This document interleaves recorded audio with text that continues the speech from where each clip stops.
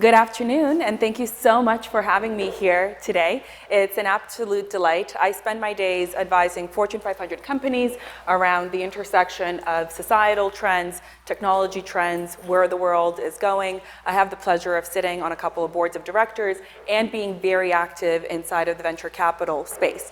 And so for today's session, it's not going to be a deep dive on tech.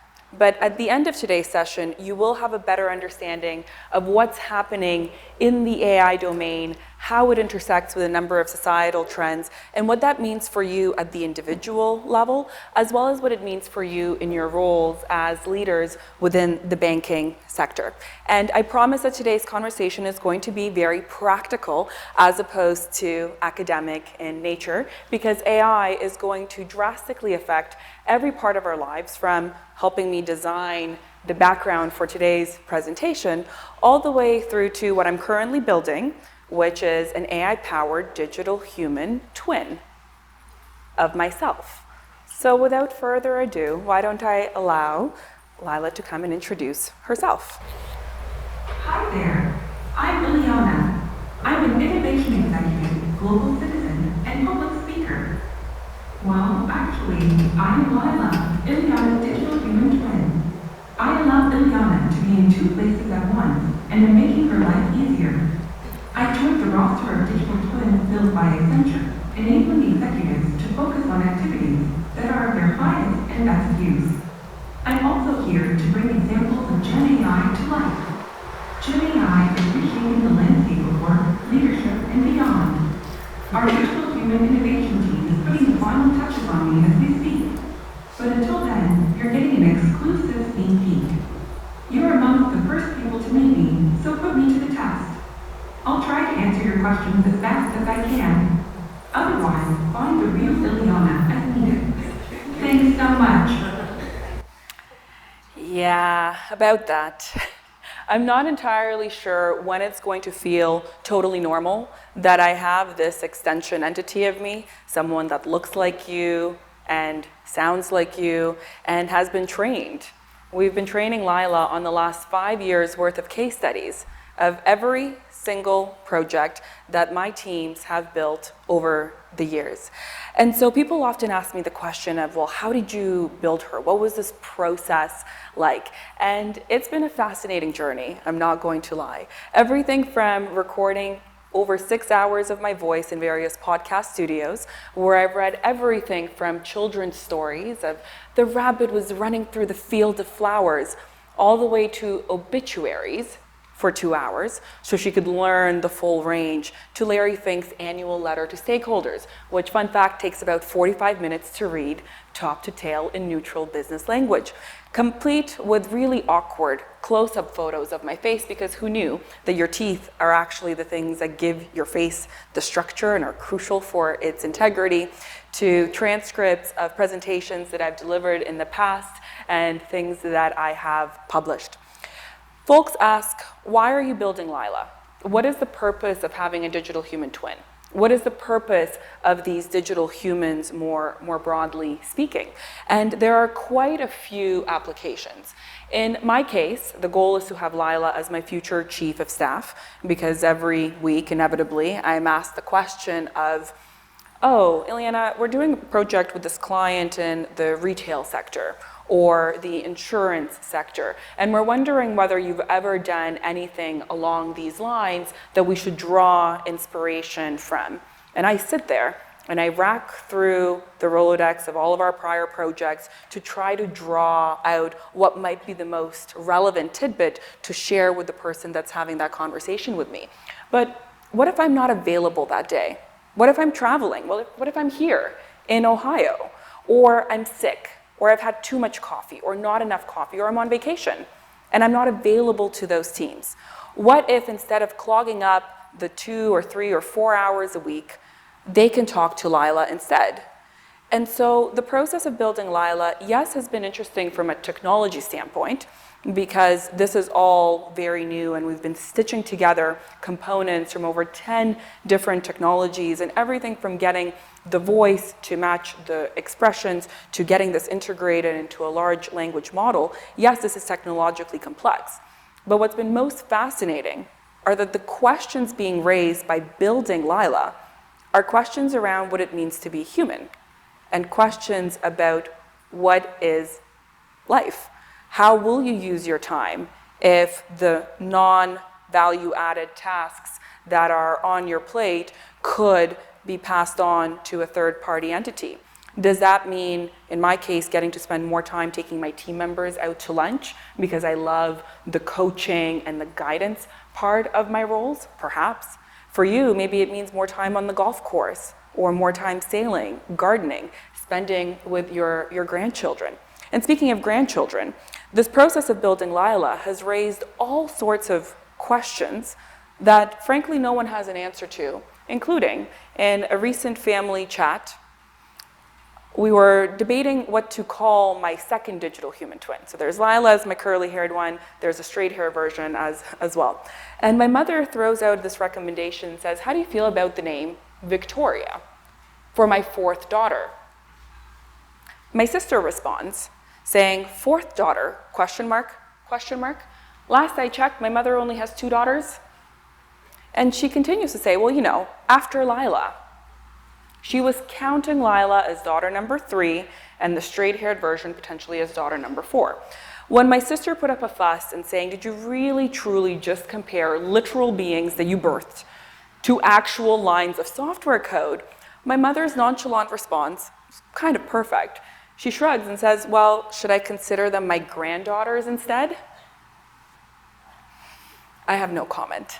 But Emily Post, who's really well known for creating those guidebooks and etiquettes of manners, I wonder what the equivalent of that is going to be in this era where we are complemented by these digital humans. These digital humans may end up being assistants in your workforce, or they may be entities that you interact with when you're out at the grocery store and trying to figure out a menu plan to entertain 10 people at your cottage over the course of a weekend and how you can accommodate the 6 different allergies and food preference requests. You may end up interacting with that digital human. Now, I would be remiss if I didn't address one of the big elephants in the room, which is another question I get very often, which is, Ileana, aren't you scared? Isn't it weird? You're replicating, you're cloning yourself. Are you creating a deep fake of yourself? Is that a thing? And I would be lying if I said that no, it doesn't fluster me at all. The first time I heard what I thought was my voice, and a snippet of my voice from one of the podcast recording sessions, and then realized, wait, that actually isn't my voice because I didn't say that exact turn of phrase. Wait a second, this is an AI-generated voice of myself. It's certainly disconcerting. But being afraid of change is actually a very human thing. Our brains are designed to try to protect us from harm, whether real or perceived, and that's a tale as old as time. And I'm of the position of, why don't we dive in and learn and experiment? And there's so much that we're going to learn through the process of rolling up our sleeves and actually embracing technology. But when you go back in history, the printing press, writing will create forgetfulness in the learner's soul. I write a lot. I don't know if my soul feels particularly forgetful. Or when the telephone was introduced, the telephone is the instrument of the devil. I don't know if a rotary phone is really all that intimidating. Perhaps our smartphones and the addictive nature of them could move itself into that category, but the claims around electricity and there's no safety and death lurks all around us, maybe mildly overblown. I kind of enjoy having electricity, and I think on this hot day in Columbus, Ohio, we're all grateful that we have electricity. So your mindset when it comes to innovation, your mindset when it comes towards change is super important. And the frame with which you approach technology and these advancements is going to color your reality and the outcomes. I got a really nice compliment a couple of weeks ago saying that I was this intersection between Brené Brown, you know, the researcher and psychologist thinking about vulnerability, and innovation tech executive. And I was like, you know what? I'm going to take this compliment and I'm going to run with it. But this mindset is something I want you to keep in the back of your brain throughout the conversation today as we get into more of the educational content. Because change is the only constant. This little chart summarizes the development of modern history in one neat half a slide view. And if you look at the very, very, very bottom, it took us 300 years to go from the printing press to the steam engine, and another 100 years or so before we got to airplanes. Another 90 years until the internet and the first web browsers. But yet in the last 30 years, we've seen the evolution of our smartphones, we've seen CRISPR technology. We are now on the cusp of this debate of, are we close to artificial general intelligence? We're exploring the frontiers of the oceans, we're exploring the frontiers of other planets, and children who are born today might well live into the 22nd century. So the speed of change is becoming more and more compressed. So that mindset around being open is really the only choice we have available to us. Because technology is no longer just a thing that you can put on the corner over there and isolate and say, that is somebody else's problem. Technology is integrated in every aspect of our lives. And so the first lesson that I really want you to internalize from today is to please not be scared. Because when we approach things from a position of fear, we are automatically closed off to where the opportunities might go. So let's talk about AI, the elephant in the room, and the speed with which AI is starting to either match or exceed human capabilities, and the timing for it. We started working on handwriting recognition in the late 90s, and it's taken a good 20 or so years to get to that OCR, and around the same duration for speech recognition, except for maybe doctors with their very, very messy handwriting. OCR still struggles with that. We started to get into the domain of image recognition in 2008, and it took just a couple of years for that technology to mature. But in the last 3 to 4 years, AI is now matching or exceeding human capabilities around reading, language comprehension, code generation, and grade school math. And we're seeing this happen in near real time. I can't go 3 days without somebody texting me and saying, hey, have you seen the latest AI demo? To which I respond, which one? I'm inundated. I'm elbows deep in all of those demos. And so the question bubbles back up of, are people scared? Maybe I can get some head nods and or hand raises and or a quick pulse check and people are looking at me intently. Okay, so there's a little bit of that undercurrent at play. If history is meant to repeat itself, and we will repeat it unless we're aware of it, why don't we go back and do a very, very quick history lesson and think back to the Industrial Revolution era and the introduction of assembly lines, which were poised to give us so much time back with the premise that humans wouldn't have to toil at the back-breaking, difficult, dirty labor. And this idea that perhaps we would end up with more time, which we all wanted. Did this ever happen? Think back to your last week. Was there a day last week where you looked at your to-do list and said, I'm done. I finished everything on my to-do list. I can now shut my computer, put away my smartphone, and I don't need to think about this until Monday comes around. If that was you, please raise your hand. I would like to be your friend. Please teach me your ways. No? No one? Not a single hand goes up? That's right. Instead of that promise, we ended up in this world where overwork, being stressed out, burnout leave are all commonplace. And mental health is something that's weighing us down as individuals and weighing us down as organizations and at a societal level.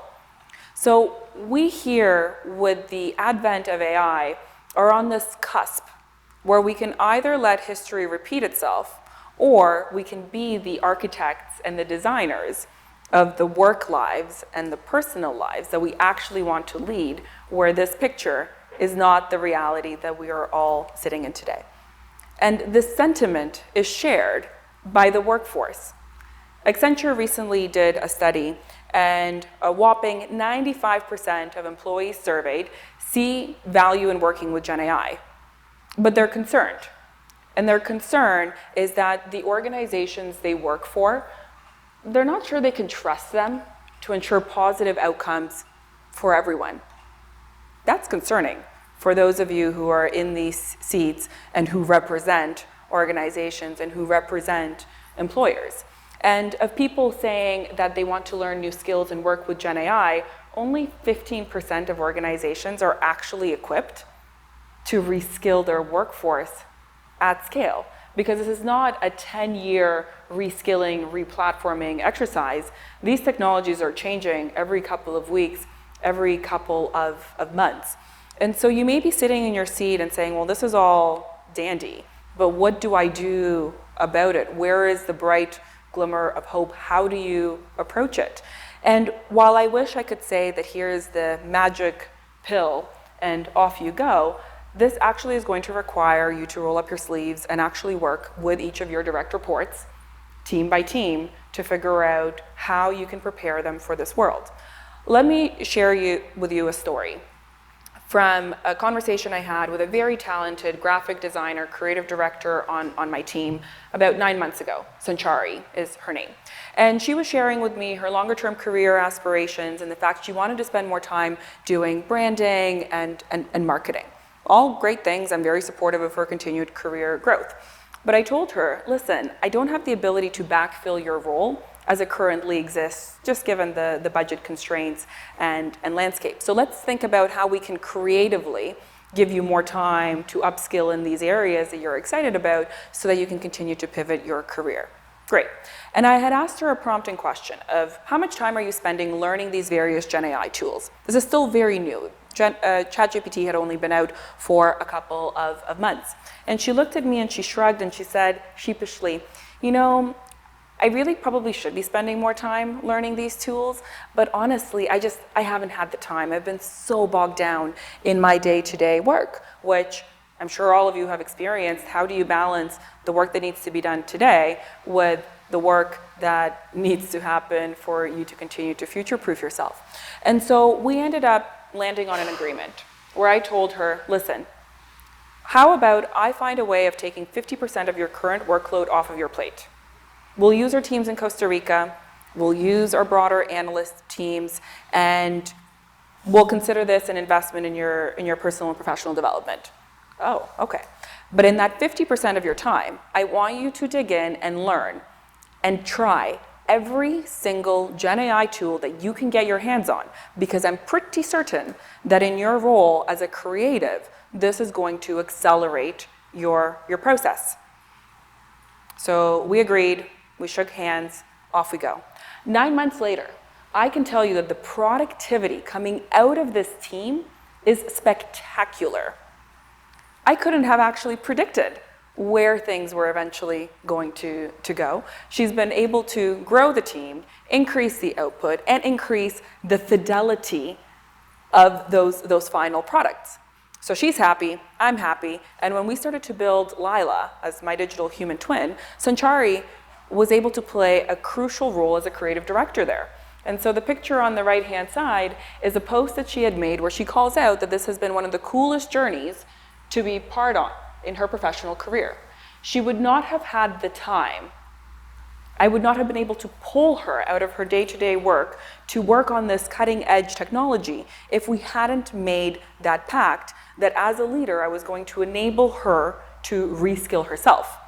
In turn, she has now been educating and hosting roundtables with all of the other creatives within our teams at Accenture in Canada and at the North America level, and coming in and presenting to the CMOs of various organizations and helping them to prepare their teams for how to leverage these tools. So the homework for you is to think through your respective organizations and how those tasks will be reimagined, but ultimately how the work to be done will be reimagined. This chart here is just a very simple illustration of one organization's workforce with a deep dive into the sales organization, where today you may have field sales reps, sales admin roles, and operational distributional sales reps. In the future, with GenAI efficiencies, perhaps you're going to need fewer man hours on the field sales rep, sales admin, and operational distribution side of things. But you have 3 entirely new roles that get created that don't even exist today. The role of someone to be the sales bot manager, that's a job.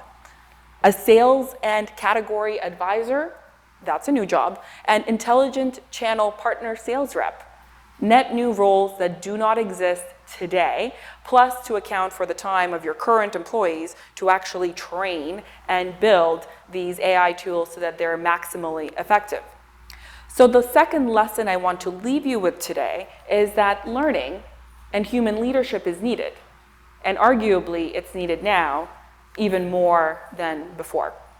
So now that we've addressed the fear that has been in the room and in society around the topic of AI, let's dig into equipping you with the basics. Once again, this is not going to be a lesson in zeros and ones, but just the pragmatic ways for you to think about this domain.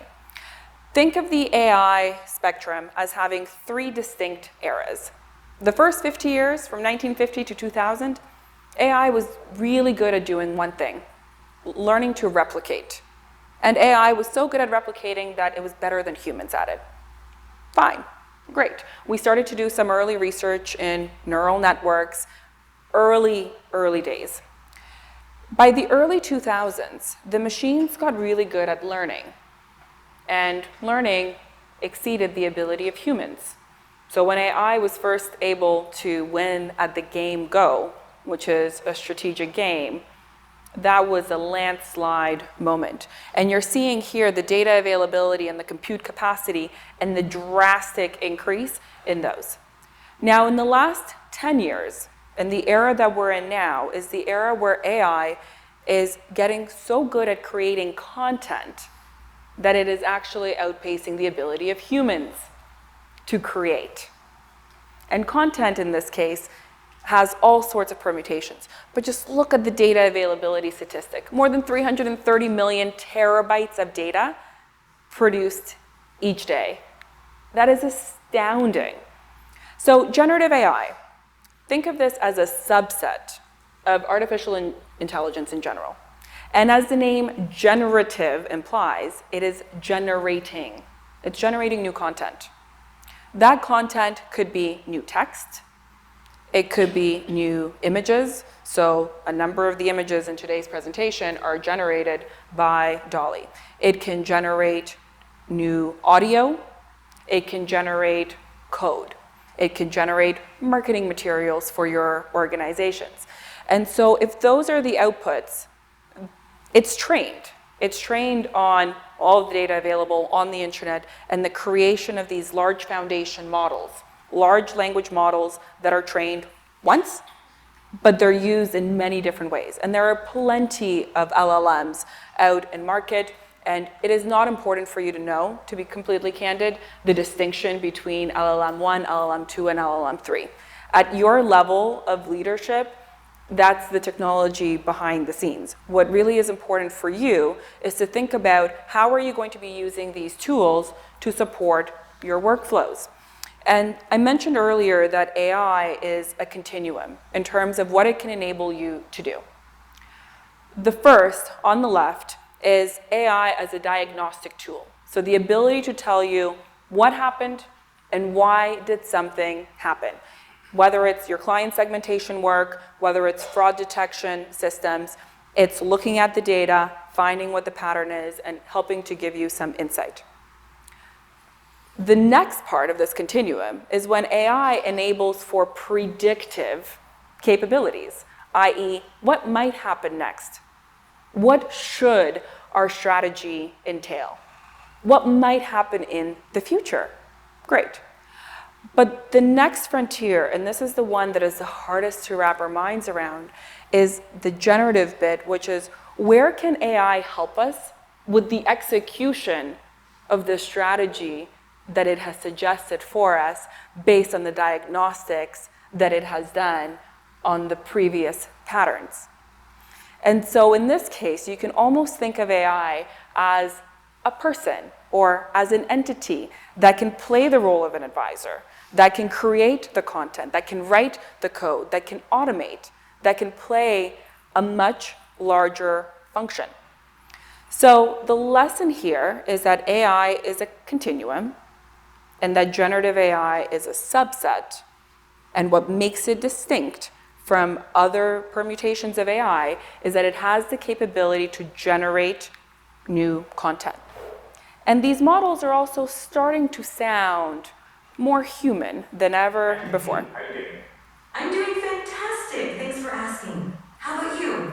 Pretty good. What's up? So my friend Barry here, he's been having trouble sleeping lately. And I want you to tell him a bedtime story about robots and love. Oh, a bedtime story about robots and love? I got you covered. Gather around, Barrett.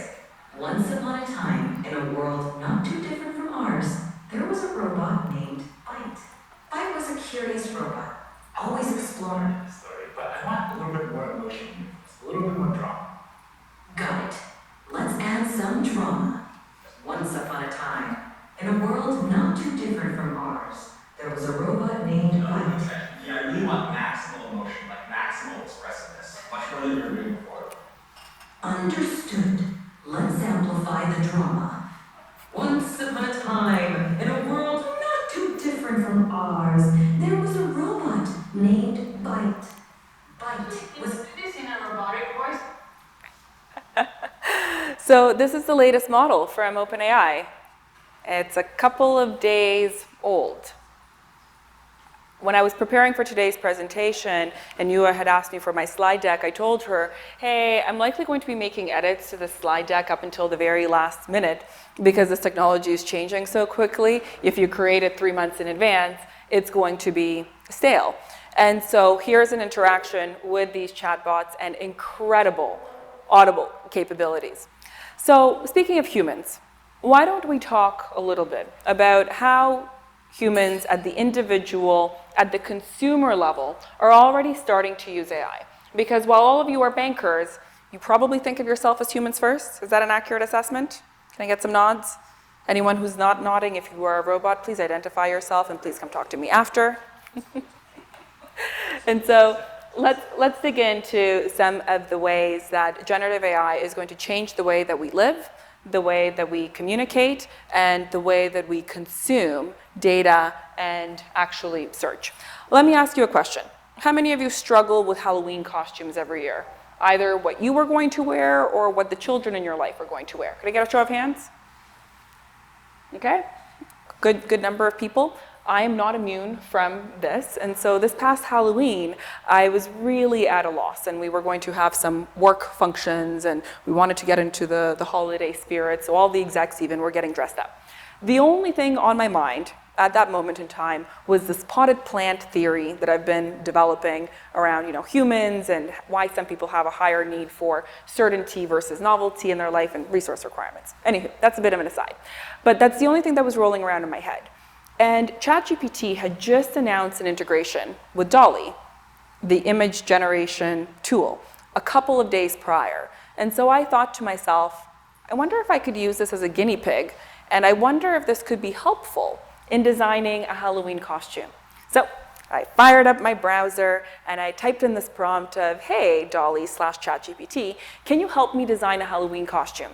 Something that I could wear, something that's fashionable for a woman, maybe inspired by potted plants, because this is what I've been thinking about. And sure enough, it generated a number of images for me.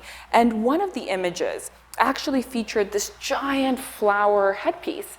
And it had never occurred to me that maybe I could incorporate that element into my costume.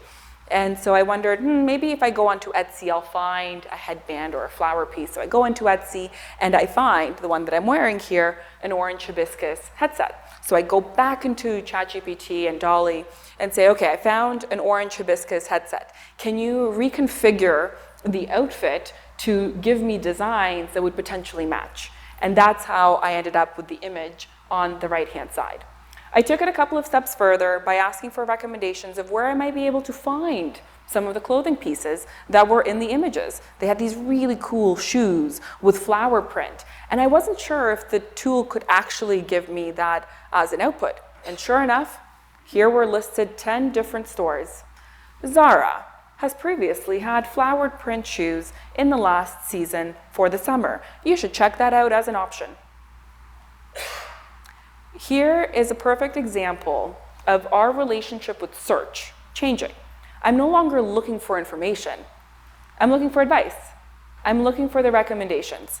And this affects the world of retail and shopping. This affects customer service because we're moving away from this librarian model of, okay, find me that information and then let me go synthesize it and chew on it and figure out what this means, to getting that advice, and it will transform the world of education. So everyone deals with Halloween costumes in some way, shape, or form, but that's not the only example of where generative AI is starting to be useful at a broad consumer level. How many of you are on WhatsApp? How many of you are in countless WhatsApp chat groups that you can't keep up with because there's just so much back and forth conversation happening? So I'm also on Discord, which is a communication platform that's commonly used in the tech circles. And same thing, you have all these different channels and all these conversations. So Discord announced that they were using generative AI to create a bot that would help you get caught up to speed. So you open up the app, what were the 200 messages that you missed? What are the key takeaways? What's the recap? What's the most important thing for you to be paying attention to? What a cool little feature that isn't complicated, but is it valuable? Is it a value add for me in my life? Yes, it most certainly is. So we talked earlier about digital humans as an agent that an individual could interact with. Let me give you another example of where these agents are already starting to be used in the world related to financial services. Do not pay. Is anyone familiar with their service offering? They essentially help consumers turn off bills, subscriptions, etc. Their CEO integrated a generative AI component and essentially built an agent. So he gave his agent one deceivingly simple prompt. He said, quote, "Find me money, period." And so what did the agent do? The agent found him money by identifying subscriptions, finding a surprising fee for in-flight Wi-Fi, drafting letters autonomously that would go to internet and other service providers to negotiate lower rates, and doing all of that autonomously because the CEO provided access to financial systems to the agent. This is no longer in the realm of science fiction and fantasy. This is something that's starting to be utilized today. And so the so what for you in your role as bankers is that our consumer expectations are fluid. Think of Domino's Pizza. When they introduced their innovation around being able to know exactly where your pizza is in the making process, that was pretty transformative. It's kind of cool to know when your pizza is going to arrive on your doorstep. When my Uber is en route, I know exactly where it is down to the 10-foot interval. So if I'm interacting with a government service, for example, getting my passport renewed, do you think I'm particularly patient if I have no idea if my passport renewal is going to take 6 months or 12 months or 3 weeks? Absolutely. Our expectations in the private sector are affecting our expectations of public sector domains. But now think of yourself as consumers, starting to use all of these GenAI powered tools that are going to bring convenience into your life. And to borrow a phrase from Red Bull, maybe they give you wings. What happens when those raised expectations from our interactions with these private sector entities that are GenAI powered start to bleed over into our expectations from financial services providers? Are your customers going to be more patient or less patient as a result of the customer experience bar being increased? I think they're going to become a lot less patient. And so a lesson for you is to make sure that you're starting to use GenAI inside of your day-to-day life, because you too are consumers. And it will allow you to put yourself in the shoes of your users and to come up with ideas of where your products and where your services need to continue to adjust to meet the needs of the market. But I know you specialize in the SMB as your key audience and demographic. So why don't we spend the next couple of minutes putting ourselves into the shoes of SMBs, and what are some of the trends happening within that world, AI and beyond, to help you predict how you're going to continue to evolve your product offering. So 44% of small businesses believe that GenAI is going to help them compete with the larger organizations. Great. Allowing them for more operational efficiencies and helping them to address some of the labor shortages that we're seeing in industries from manufacturing to construction and everything in between. And so for the clients that you service, if they're not already thinking about GenAI as a key component of their strategy, perhaps this is a role that you can play in nudging them in that direction. Because those that do not start to use GenAI are going to get outcompeted and left behind by those who are using it. And let me tell you an example of a company that's crossed my desk that I know is being used by a number of SMBs that could be your customers. And the company is called GenAl. SMBs typically don't have the budgets available to them to go out and hire full-on data science and data analyst teams, right?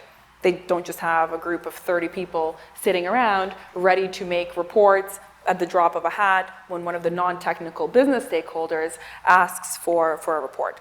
Great. And so here's an example of generative AI that gives these small and medium-sized businesses the ability to have a data analyst on call at any point in time. So they can query, hey, can you get me the latest sales report? Or can you get me the latest sales forecast? And what if we change this variable? And what if we change the other variable? What are going to be the results? So you can imagine an SMB that's using tools like this versus an SMB that doesn't have the data, doesn't have the teams, and is not making informed data-led decisions.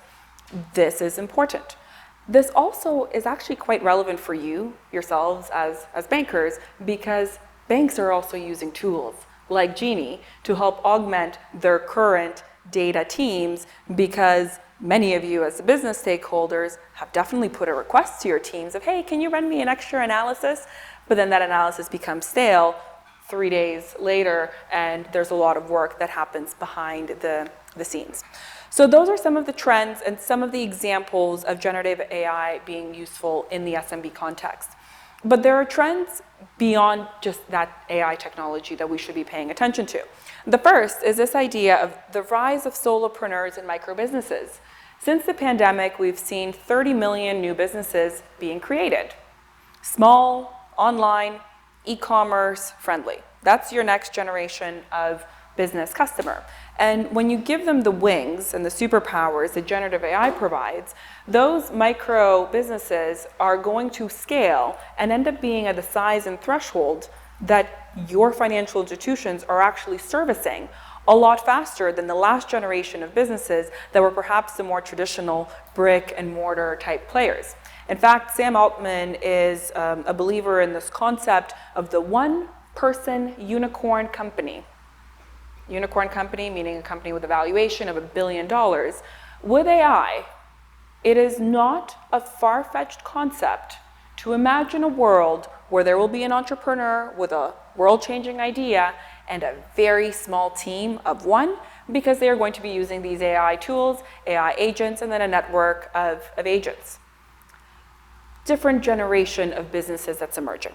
But speaking of generations, the other trend to be paying attention to, of course, is the great wealth transfer, with $80 trillion expected to transfer hands over the course of the next couple of decades. What that means for the recipients who are now custodians of those funds, but also what it means for the current business owners that are having a hard time figuring out their succession planning and who's going to take over these businesses.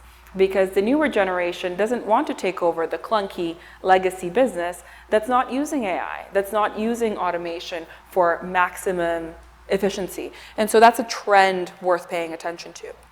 The third trend, what you see here is a video of a car in the final design quality assurance review process, a process that typically would require the designers to fly in from all over the world and look at the car model and make tweaks, and this design process would take over a week of these in-person interactions. And now, with the rise of a lot of these advanced virtual reality glasses and holograms, etc., they're able to do what used to take them a week of in-person in one day, virtually, and the teams involved have said, we don't want to go back to the way things used to be.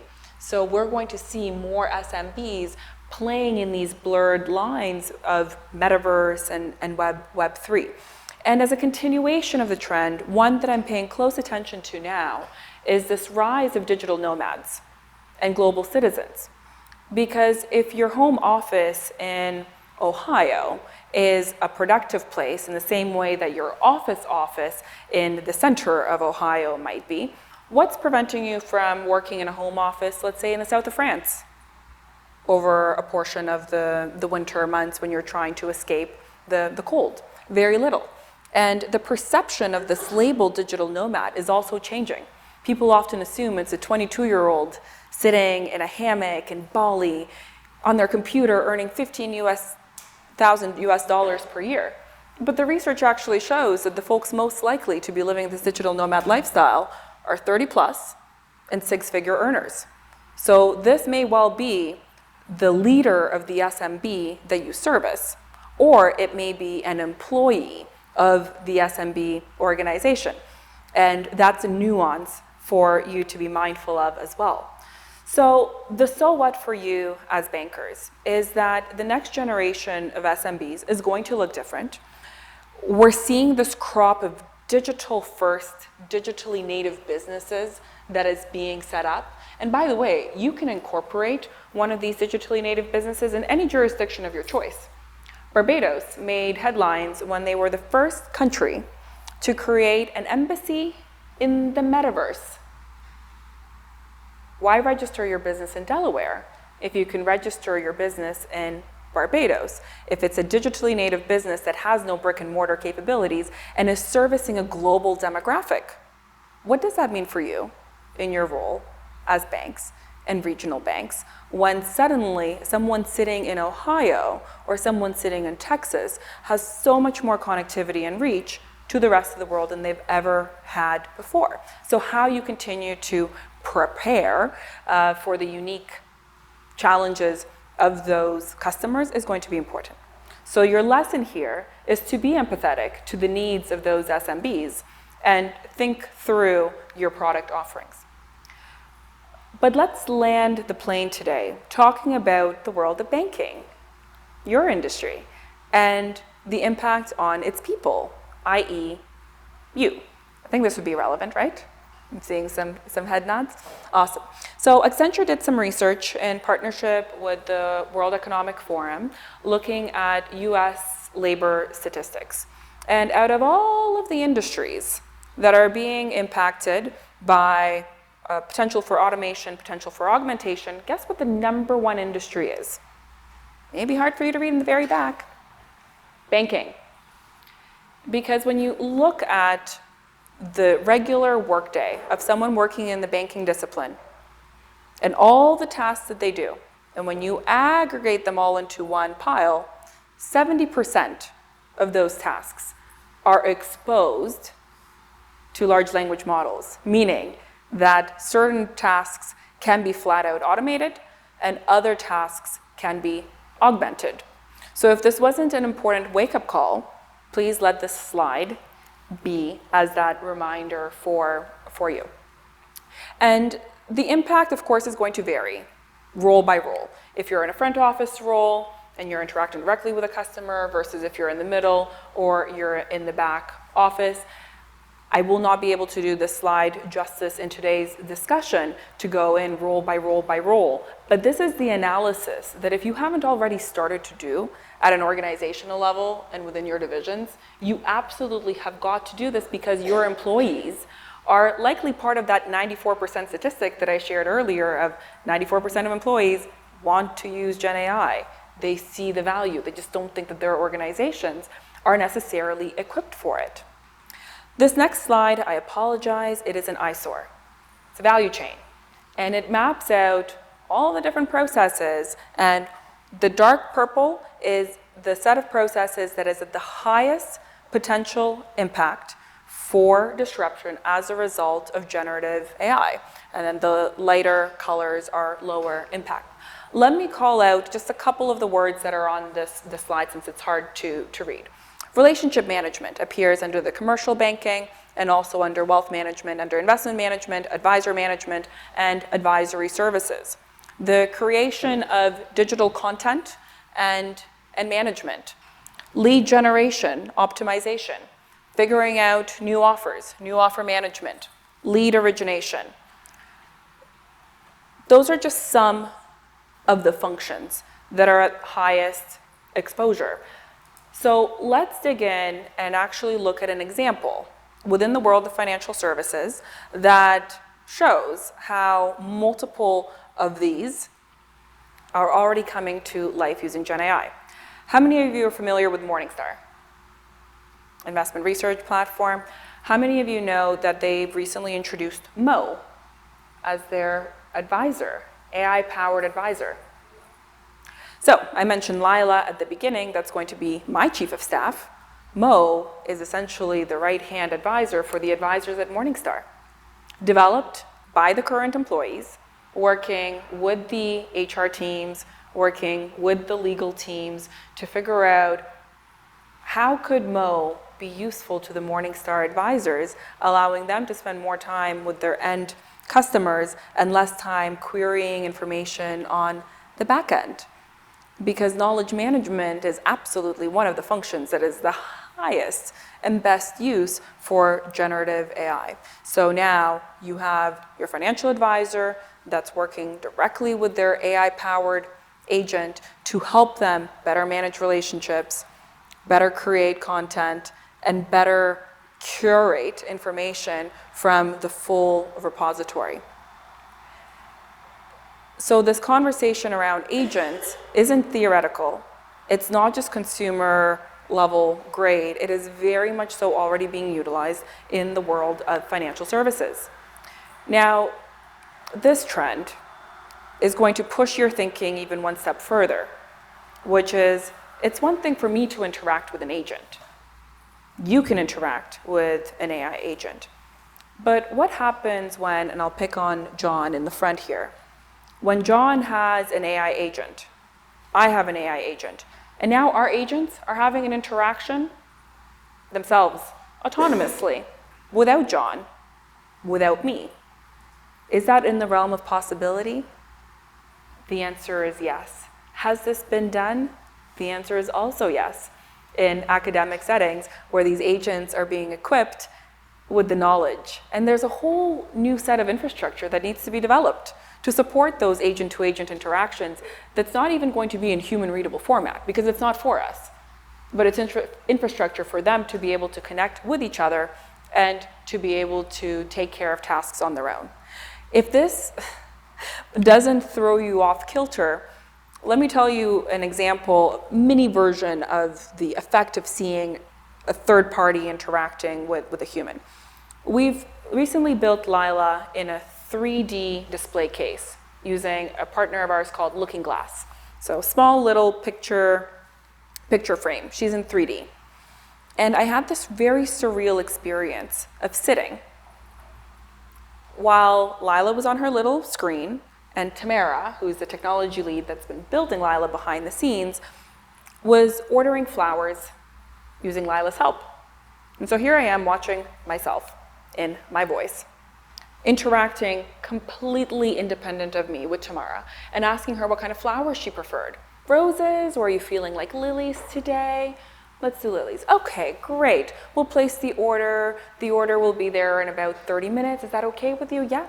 Awesome. I hope you have a really, really great day.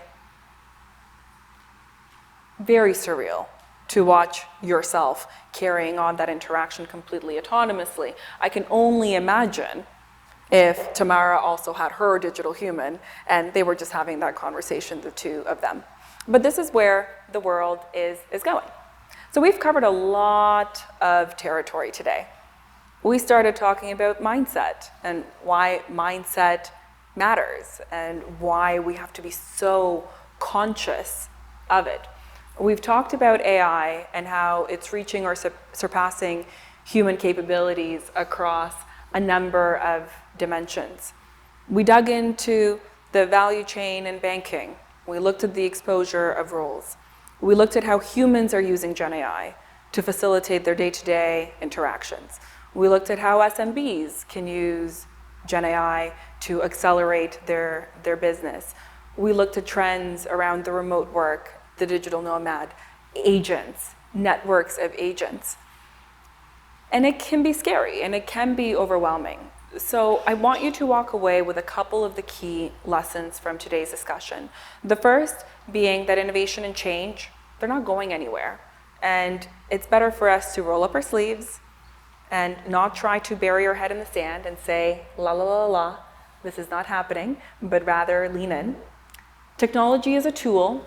It's up to us how we choose to use that tool for human potential. We need human leadership. Your teams are relying on you. They're actually wondering where you are today. They heard that you're at this conference, and they're wondering if you're going to come back with actionable insights and new homework and new assignments that you'll be giving them tomorrow. So I hope that that is, in fact, the case. GenAI is generating new content. It can create content. It can provide advice. It can code. It's a significant step change in the advancement of the AI as a general category. And the business landscape is generally evolving. So there's a lot for you as bankers to be absorbing and to be contemplating. I'll stop there with the lessons and give you a prompt, which is to say, what are you doing around your own strategy development and leaning in? You don't have to go as far as I am necessarily with jumping into the deep end with creating digital twins of yourself. I mean, my team actually made me a t-shirt which said innovation poster child, which I love, I cherish it. But what is your equivalent of taking that leap for yourself and for your organization? So we'll pause on that note. I think we have a couple of minutes. I'd be happy to take some questions. Otherwise, feel free to flag me down on the internet. I am very active on LinkedIn and would be happy to engage there. Thank you.